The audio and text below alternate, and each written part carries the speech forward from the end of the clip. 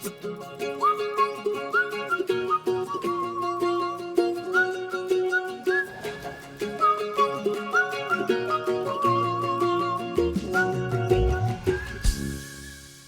everybody, it's Joe Perrot, founder of the Ladies Working Dog Group. Are you feeling stuck with your gun dog training? Trust me, you're not alone, and that's exactly why you need to be here. Every week, we're bringing you the best tips and hacks to make training your gun dog easy peasy. We'll keep it straightforward, no fuss, just actionable guidance that you can put straight to use.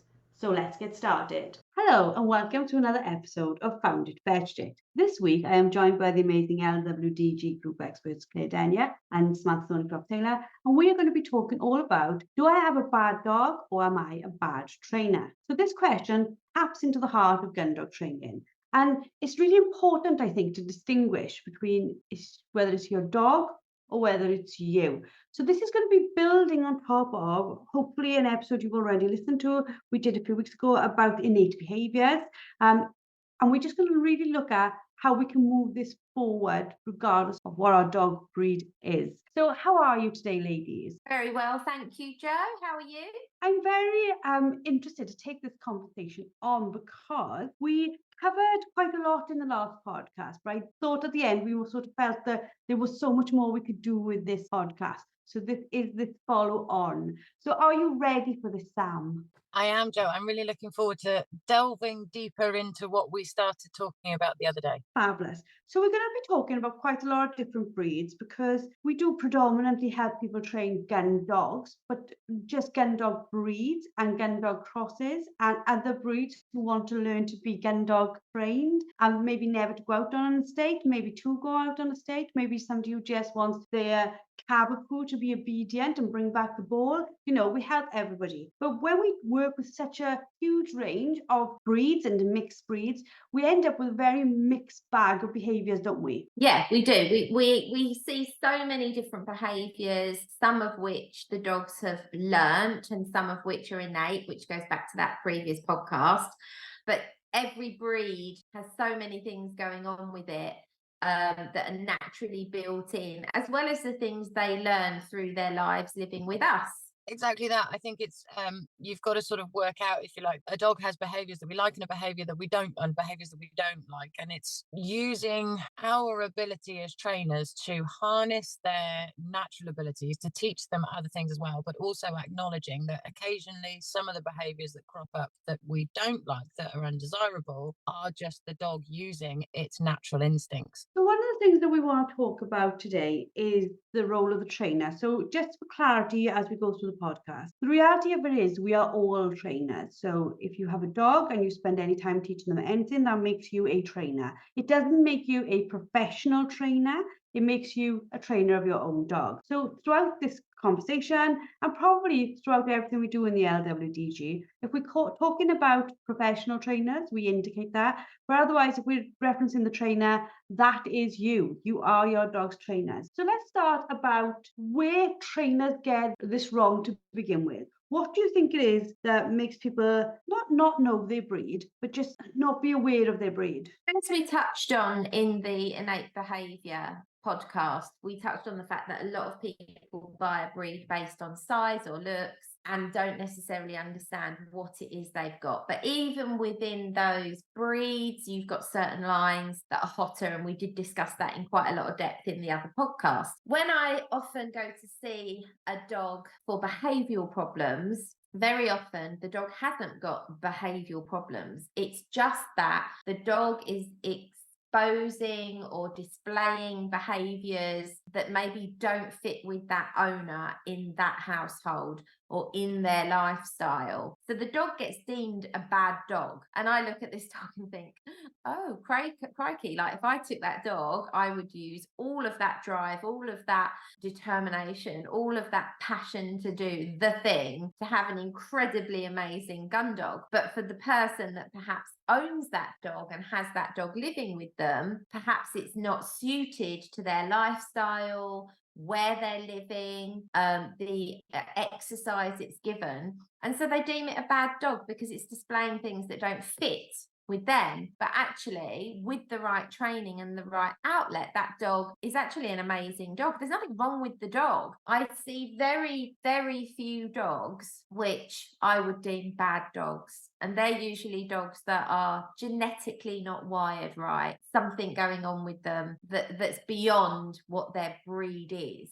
If you're deeming a dog a bad dog just because it's displaying its innate behaviours, I think that's really unfair. Yeah, and I think, if you're looking within the gun dog breed, so we spoke the other day on a podcast, we spoke in depth about largely spaniels and Labradors. But I think, a common one that I see, I don't know about you, Claire, is pointers, HPRs that are in pet homes. Their natural behavior is to work at a great distance, and it could be that we're called in to help with a recall or to keep the dog closer, and the dog is often perceived as a bad dog that's not listening to its owner, to its trainer, because it wants to be 3 fields away, where actually it's doing what comes naturally. And so if you did the early training differently, you could potentially have stopped that from escalating into a problem. But you've got to then sort of take it on the chin, if you like. If you've found yourself in that problem, you've got to admit that it was probably partly your doing that got you there, maybe your misunderstanding, your misconception, or not getting the foundations in early enough, and then learn from it and work with it to get a better result for all of you.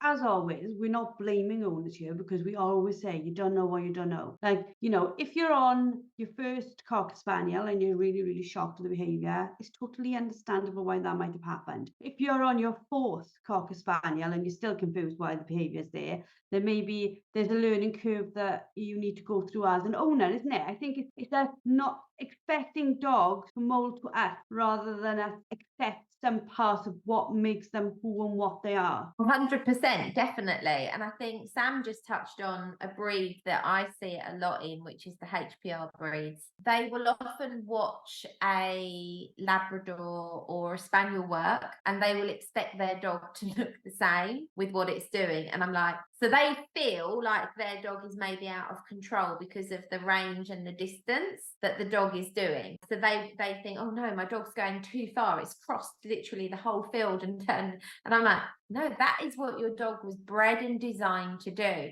So they're on the edge of their seat, feeling like the dog's not responding, the dog is not recalling. Obviously, there is a problem in the training if the dog is not responding when it's recalled. But if it's just that they've set the dog off and they're expecting it to hunt in the same sort of style and pattern as a spaniel, they're going to be really disappointed or shocked when that dog starts ranging the length of a field away or further and is using its nose. But you do, and Joe, what you just said about if people get their first dog and they haven't done that research, you would hope that then going forward, they would learn from that and either think, right, so now I know what I'm dealing with, I'm going to train the dog in the best way for it, or maybe look at a different breed of dog. You have to be realistic. You cannot we did a podcast on this as well. You cannot make a square peg fit in a round hole and vice versa, depending on which way you say it. But you can't do that. You can mold behavior, you can develop behavior, you can train alternative behaviors, you can do all of these things, but you cannot change the genetic makeup of that breed of dog. There's something though there, like you touched upon, and I'm sure Charlotte, my daughter, won't mind me saying, maybe she will, maybe she'll listen and give me a round. She's been on dogs all her life, and she's just got a schnauzer pup, and she's bred, she's read like literally everything. She's been to discover dogs, I don't know how many times when she was younger, made me troll up and down looking at every single breed on the planet. But even she is like, she phones me sometimes, it's like she's got a newborn baby. She's like, why are they doing this? And I'm like, because that's what it does. But then when she, like, I suppose we all do it, she looks at Buddy, a spaniel, and he's like calm and he's pretty chilled out. And then she looks at her cavapoo, who's calm and pretty chilled out. And then she's got this, what can only be described as a bundle of furious anger in the nicest possible way. She's just angry. And she's a bit of a shock to the system, isn't she? So, like, even when we've read everything and we've done the research and we've done the work and we've done everything, we are still surprised a little bit with what that actually looks like in the flesh. Absolutely. I think it can be a massive shock to the system. You can believe that you know exactly what to expect. But at the end of the day, our dogs, our puppies, they are a unique individual, but they're also, full of their own love, their own life, their own wants, and they're all different. You can't write down that at this age, your dog is going to be doing exactly this and you need to do exactly that. You've got to learn to adapt to it. And I think even if you end up sort of, having a few dogs throughout your lifetime, going back to having a puppy is always a bit of a shock. It's no different to having a second or a third child. When my second child came along, I sort of looked at it and went, how do I change a nappy? It was 5 years since I did this. And it just takes you a little while to get back into the swing of things. And I think having a puppy is exactly the same. You've got so used to the fact that your older dog now sleeps overnight, it knows where its bed is, you don't have to teach it to sit before food and all of that sort of stuff. So then you get this thing that has no knowledge of everything we expect it to do every day. And we've almost forgotten the steps and the stages and the reinforcing and the repetitions that we went through the first time round. When I say furious, just in case she is listening, I don't mean she's a nasty puppy, because she's not at all. I don't know, it's just a confidence that maybe you don't see in other dogs. When we're talking about different breeds like the Schnauzer, what about other breeds? Have you got examples of breeds where they just really misunderstood? Well, I was literally just going to say there, the Schnauzer, because I've worked with a few Schnauzers. They're really loyal, loving dogs, but they are like a guardian type dog. They have that really strong guarding instinct, and they're really intelligent as well. So I'm not surprised that Charlotte's on her toes with this one, because, they are quite strong-willed ones, quite strong-willed dogs. And the ones that I've worked with, they have needed really structured and really consistent training. Otherwise, they can be a little bit cheeky, let's say. I think for me, one of the most common dogs that I'm asked about that I think is misunderstood is probably a collie. I think collies they're really driven working livestock dogs, a lot of the time. And in order to do their job role effectively and efficiently, they have to be a bit tenacious and they have to essentially chase in order to, herd and round up. Potentially they might need to be just a little bit more punchy, not physically. We're not going to ask them to stand on their hind legs and, throw punches at sheep, but sometimes they've sort of got to get in and get those first few animals moving in order for the rest of the flock to follow. So they've got to be quite powerful and quite in there and in the action. If you take a collie out of its working role, even if you give it something like agility to sort of keep it moving, keep it going, keep it physically active and mentally stimulated, it's still likely going to have those herding and potentially nipping instincts. So a lot of the collies that I've been contacted about, it's because, they've nipped at tires, they've potentially started nipping at people's heels, or they've started chasing cars. And they are, in that instance, being termed a bad dog with behavioural problems. But actually, when we go back to what Claire said earlier, they're not bad dogs. They are just displaying their natural behaviours in what to them is an unnatural environment. The majority of collies that I've worked with over the years, and John the same, the most common issues that we've seen is issues with chasing the cats.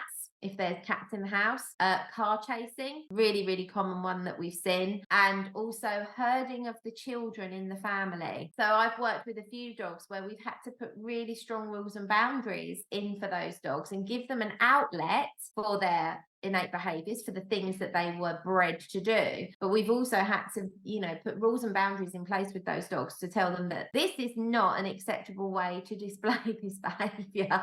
This can't happen. You can't be herding the children, and you can't be nipping at the children's feet and legs, and you can't be chasing the cats or the cars, because it's very, very dangerous. And it can be done. But the thing is, I think what people forget is a lot of the time when I've been to see these dogs, they may have already worked with other trainers with these dogs, and they've been given some management strategies and distraction strategies to try and alleviate the problem, to stop this being such an issue. But at no point has the dog been told that is off the table. You cannot chase that. You can't do that. But when we do that, we also have to fill that void with something else. We can't just tell the dog you can't do that and then tell it without telling it what it can do instead. So that's a really important part of the process. And there have been occasions, and one was with a collie, where I couldn't work with the lady because she didn't want to tell that dog no in the way the dog would understand. And I'm not talking about being cruel or beating the dog or hitting the dog or anything like that, but she didn't want to tell the dog no. Now, I know for a fact that dog went on to continue to terrorize her children and to terrorize her cats. I even saw video footage of that happening, and I know I could have stopped that being a problem. And I feel it's very unfair on the dog to allow that kind of thing to happen and to continue to try and distract and manage that instead of just giving the dog some clarity in its life. They need some clarity. That's not, something you're allowed to do. You can't do that. You can't jump on the cat, pounce on the cat and attack it. You can't chase the kids and nip their ankles. But this is what you can do, and I will give you an outlet for that. So I think it's very unfair on the dog breed to not give them clarity. If you're going to have those sort of breeds in your home, you have to be very clear with that dog in how they can display those behaviors correctly, what it is you're going to give them to do that. But equally, make it fair on the dog. Tell the dog the things that are off the table. Make that really clear for the dog. We talk about this all the time, and I'm sure people can keep listening to us because they agree with the conversations we're having. But me and my brother, there's not a lot of age between us, and I know for a fact when we were at each other, terrorizing each other, my mother certainly was not throwing Quality Street on the floor to try and make us stop. It was a flat out stop your behaviour, wrap it up. That was the word. In fact, with my dad would wrap it up. It was one of his favourite sayings. But it was like, no, enough. And I think you're quite right. We have to be really calm about the fact that telling a dog, whatever breed, even if it's using its innate behaviours, we do still have to give it boundaries of, okay, that's not acceptable here, don't we? We're not saying in this podcast episode, okay, well, they're innate behaviours, so just accept them and let them do what they want. We're saying, this is what you've got, this is why it's doing it, this is how you can approach and correct. I will use that word. I know if you're listening in America, it means a much stronger thing, but correct constructively the dog so that it knows what it can do, where those boundaries are, and what it can't do. Absolutely. Like Claire said, it needs clarity. It needs a real, clear, consistent message. This is what you can do. This is what you can't do. This is what we're going to work towards or work with. If you never tell your dog what it can't do, then it's going to keep doing it if it finds it rewarding. A dog is not going to change a behavior if it is able to self-reward or be rewarded by you. For as long as there is reward in some form, it's going to continue doing it. So we've got to make sure that our rules and boundaries are in place, but also that our message, our communication to our dog is clear, consistent and fair. I agree 100%. And the thing is, a lot of these times we're working with these dogs and you feel bad for the dogs if you think, had this dog been given this message much earlier, this wouldn't be a thing. The owners have been living in distress for a long time and they've been told that the dog's behavior is this and it's that. It's just innate behavior for the dog. It's naturally rewarding. The dog gets a kick out of doing it. So if you're not doing anything to give that dog an outlet, well, you're going to get behaviors you don't want. If your dog is living in a home that maybe there is no way. So if you've got, for example, you just said the collie, Sam, will continue on that vein. The collie lives on a farm with a family. It's never going to be a working collie, but it's allowed to run around and it has an outlet for things. But take that collie, put it in a city, living in a flat, walking around the street on a lead. Well, it's no wonder these dogs go stir crazy. No wonder at all these dogs go stir crazy, and why you start to see behaviours displayed that seem very inappropriate, because that dog isn't cut out for that lifestyle. That dog isn't cut out for that kind of life. And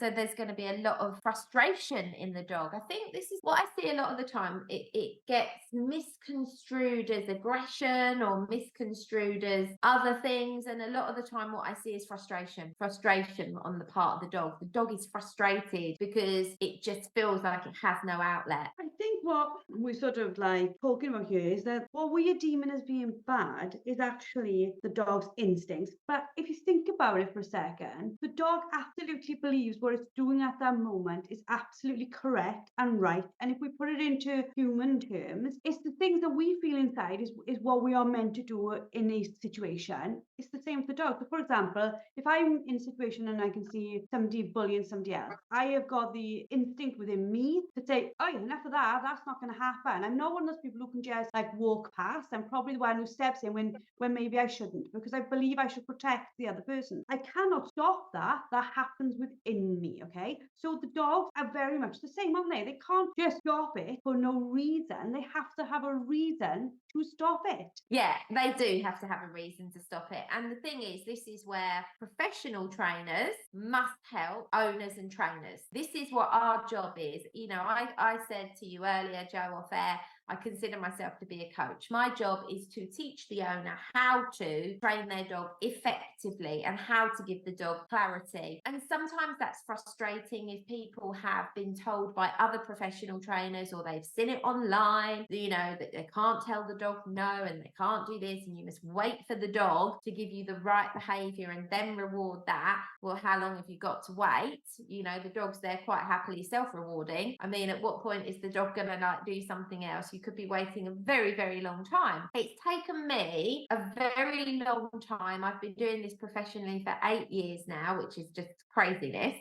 When I think about it, like 8 years doing this full time, it's like a dream. But it's also soul destroying when you go out to see a dog that you know this is not a bad dog. You know, this is not a bad dog. This is the dog that was bred for a purpose, and all of that's been taken away and it's been shoved into a lifestyle that isn't suitable. And then on top of that, if a professional trainer has given very poor advice to the owner trainer, the dog is full of frustration, the dog is bewildered, the dog is not in any way satisfied with what's going on. And you just want to take that dog and go, let's give some clarity. Now, clarity might mean saying, no, you can't do this, but here's what you can do. You have to fill that void. And it's not rocket science. And that's the frustration, is this is not rocket science. And I don't understand why we're in a day and age and how we got into a situation where common sense got so lost in translation. We're working with a different species. We have to accept that and understand that dog. I'm sorry for the rant there. It went.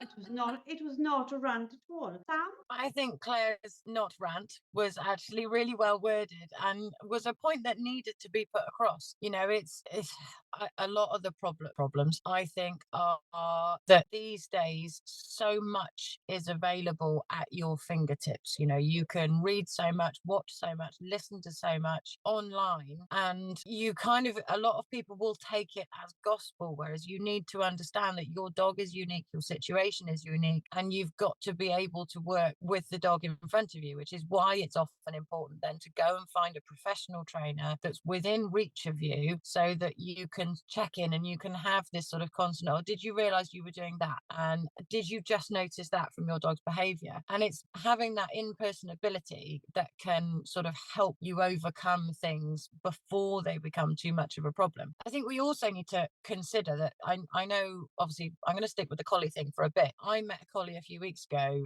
who I said to them about innate behaviors and about how, you know, a collie is bred to do a working job role. And the reply I got was, well, for the last 3 generations, so the dog's parents, grandparents, and great grandparents, none of them had performed a working role. And it took me quite a long time to sort of explain or get them to understand that actually just because 3, now 4 generations of that collie hadn't actually worked doesn't mean that those innate genetic behaviors are going to disappear. They're still in there. They might not be quite as finessed, quite as polished, or potentially even quite as driven, but those innate genetic behaviors are still going to be in that dog's mind. And I think that's often lost in translation somewhere as well. People sort of forget that, you know, they've got a dog that for the last 8 generations, maybe it hasn't been worked on the shooting field, but it's still got those natural drives and desires. If you think about that though, like my gran was 90 this week, and while we were all sitting on the table, she's a wonderful woman, bless her,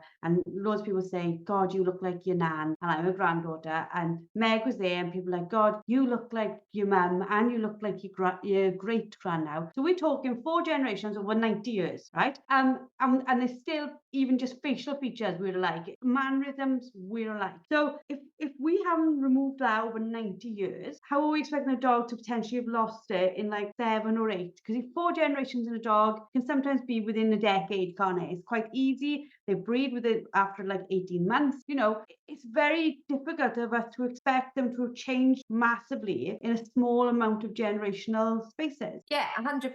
It is. And I think sometimes when I speak to the breeder of our dogs, they'll do something and he might say to me, oh, her great gran was like that. So, you know, I'll say, oh, Rose did this. And he's like, oh, yeah, her great gran did that sort of thing. And I'm like, oh, really? Wow, that's amazing. And it's like, dude, bless his heart. He got the nickname a few years ago. When he was out picking up, he got the nickname Double Duck Dude, because when he was on the duck drive, he would swim and he'd always bring back 2 ducks. He was going to conserve energy. And then to find out that that's what his granddad had been exactly the same, you know, you just think, oh my God, that's just so amazing. They are so amazing. And I think it's so sad when, as human beings, we do such a misjustice. That's not the right word. An injustice. What do I mean, Joe? Help me with a word. I think our listeners would have understood both misjustice and injustice, Claire. I'm going to leave that out in. I'm not even going to edit it out. No.